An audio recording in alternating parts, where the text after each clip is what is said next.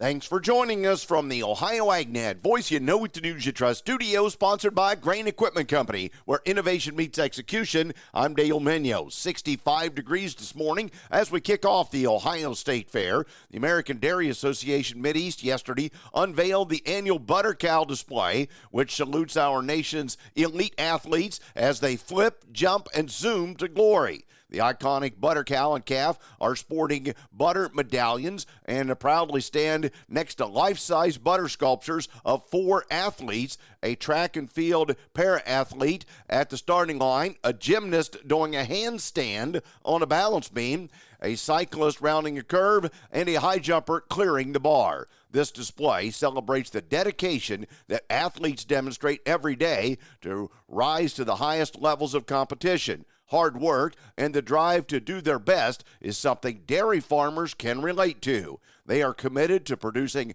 high-quality milk to nourish athletes and everyone in their communities.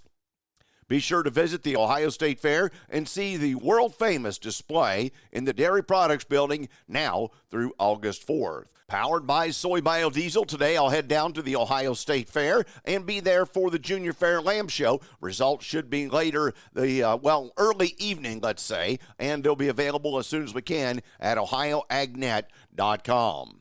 Well, Treasurer Sprague announced that the AgLink program has helped Ohio farmers, agribusinesses, and agriculture cooperative co-ops to save $9,487,642 during the first half of 2024. Thus far, overall savings achieved through AgLink are on pace to top 2023's record-setting year. Now, recent years have marked a new era for AgLink, said Treasurer Sprague. We've worked hard to reform and reimagine this time-tested program so our farmers can get more from their precious hard-earned dollars. Following a record-breaking year in 2023, we're proud to carry that momentum forward and continue supporting the agriculture industry across the Buckeye State.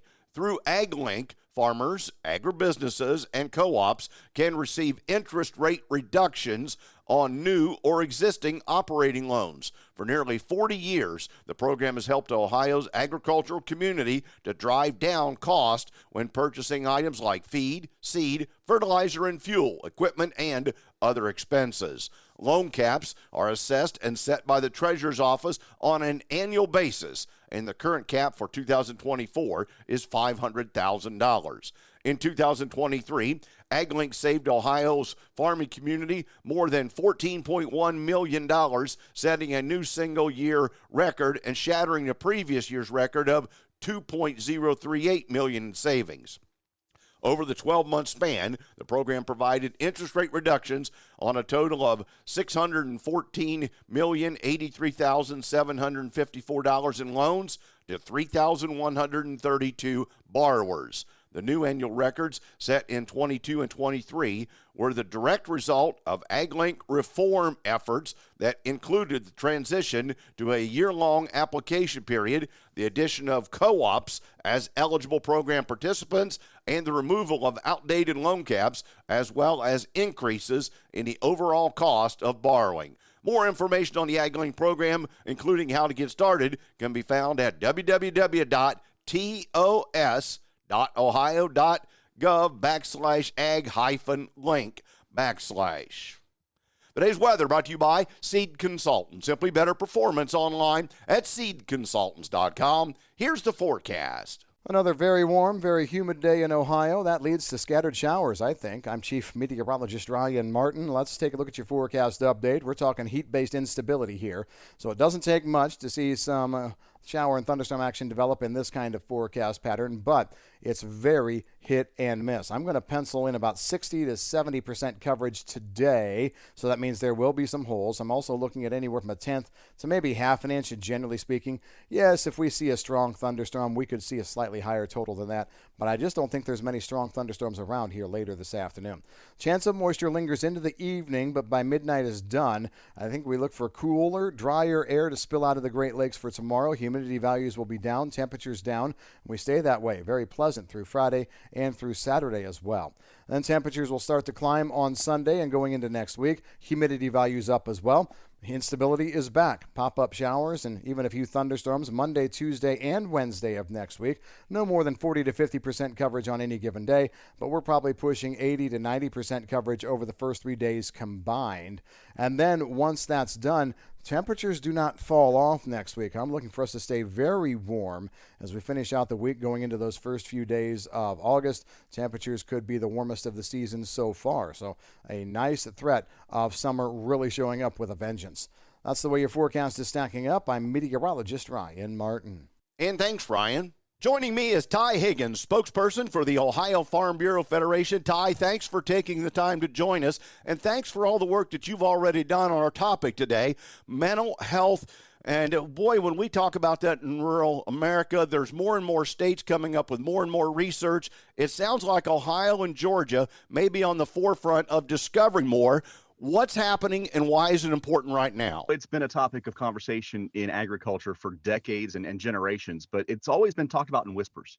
And I really think what's happening now, as you mentioned, in Georgia and what we're doing here in Ohio, it really turns up the volume on what's happening with mental health in agriculture. It's important. It is something that we don't talk about a lot, but we need to start breaking the stigma and talking more about what's really happening on the farm, what's stressing farmers out, what's their coping mechanisms, and where can they find the help if they need it, something that's confidential, someone they can talk to that understands their lingo, their language, and what they're dealing with on the farm. How long will the survey be available to take? Yeah, we're coming up on the finish line here. We're going to wrap it up at the end of July or early August. The hopes right now is once we get this data collected to unveil it at Farm Science Review. It's Farm Safety Week during review, and so that would be a nice tie-in with this as well. But to really emphasize what the Ohio Agriculture Mental Health Alliance is, what this data is telling us, and what our next steps are. Ty, where do we find the survey? The survey is really easy to find. It was put together by the Ohio State University, and it's go.osu.edu/farm stress survey. And thank you, Ty Higgins, spokesperson for the Ohio Farm Bureau. You can play a part in your community. Get online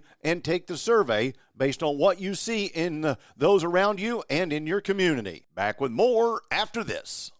It's time to cut costs. Your Meristem dealer has the keys. Unlock the NPK you already own with new, improved Excavator AMS powered by microbialized technology. Excavator AMS is the first and only all-in-one nutrient release and residue breakdown product with built-in nitrogen, surfactants, and water conditioner. Take cost out of your fertilizer and adjuvant spend now. Unlock nutrition faster with Excavator AMS. Learn more and find a dealer at meristemag.com. Always more bushels for less. Hey, Ohio! Don't miss the Ohio State Fair July 24th through August 4th. With fair favorites like the butter cow sculpture, livestock animals, Endless shopping, delicious fair food, free live music, thrilling rides and games, competitions, and so much more. Enjoy all that the Ohio State Fair has to offer now through Sunday, August 4th. Tickets on sale at the gate or at ohiostatefair.com. A panel of witnesses before the House Ag Committee on Agriculture reported, unless conditions change, I believe we're heading into a perfect storm, a storm that I don't think will be fully appreciated until early next year when farmers try to get loans but are unable to do so because they cannot demonstrate the ability to cash flow, said Ms. Dana Allen-Tolley, Ph.D., a family farmer and president of the Minnesota Corn Growers Association. There are a myriad of factors contributing to the situation, including plummeting crop prices, very high cost of production, interest rates that have doubled, and natural disasters for so many around the country, and tightening credit. Our working capital is fast being depleted. Mr. David Dunlow, chairman of the American Cotton Producers, says, I've never known a worse time in my 40 years of farming, and the stress has led to personal health issues as I wonder how our operation will survive. Inputs such as labor, supplies, equipment, parts, fuel, land rent, fertilizer, and seed have skyrocketed. Some of these expenses have nearly doubled, and my margins have narrowed over the last several years. Things have gotten so bad that these days a bumper crop is required just to break even. The bottom line is we need a new farm bill this year. The agricultural economy is in a position that it's not been in for many years. There's a return to the cyclical agricultural conditions that were present before the surge of government support during the COVID-19 pandemic. Rising input prices combined with our lower commodity prices have resulted in USDA projecting a 25% reduction in net farm income in 2024 compared to 2023, said Mr. Tony Hodgkins, chairman of the Agricultural Rural Bankers Committee of the American Bankers Association. The meaningful changes proposed in the 2024 Farm Bill will allow bankers to better serve their customers and ensure they have high levels of credit availability in the years to come. Back with more after this. It's always around. More rain today. It never takes a break. Markets are lower. And it's taking a toll on our communities. Can I keep the farm going? It's been talked about in whispers, but it's time to turn up the volume when it comes to farm stress and mental health. You can do that right now, wherever you are, by taking the Farm Stress Survey. Your answers will help to protect Ohio agriculture's mental wellness. Take the confidential Farm Stress Survey at go.osu.edu/farmstresssurvey. That's go.osu.edu/farmstresssurvey. Thank you. Time now for the Louis Dreyfus Grain Analysis, brought to you by the Ohio Soybean Council and your soybean checkoff. Here's Ryan Martin. Grain markets finished mixed on Tuesday, mostly on follow-through from what we saw in the marketplace on Monday. At the end of the day, corn a couple pennies higher, beans up everywhere except the August. It was flat to a quarter lower, and the wheat markets were all down. What was hitting the market yesterday?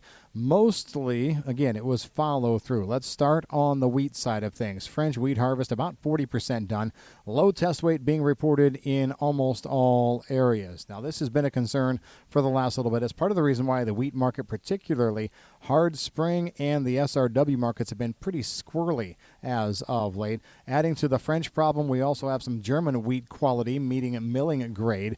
Hopes that maybe the later wheats are going to be seeing some improvement right now, but it definitely looks like we're going to be seeing a little bit of change in demand out of the French crop, and the wheat supply out of France is going to be a little bit lower. So ongoing storing here, again, probably flip-flopping. It will not immediately give additional sales here to the U.S., but it's being talked about. The other thing on the Tuesday trade, USDA announced a flash reported sale about 200,000 metric tons of corn for 24-25 to unknown. On corn, we're also seeing a similar demand emergence in other areas because of smaller South American and Black Sea crop harvests. Rumors have been that Mexico or Japan have been buying most of the unknown destinations tonnages here recently.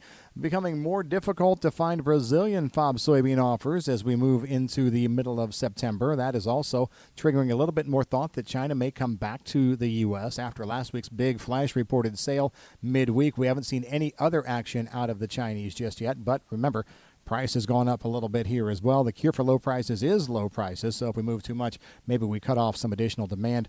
The rest of the market is looking at weather, basically non-threatening weather here as we move through the next week to 10 days in most areas.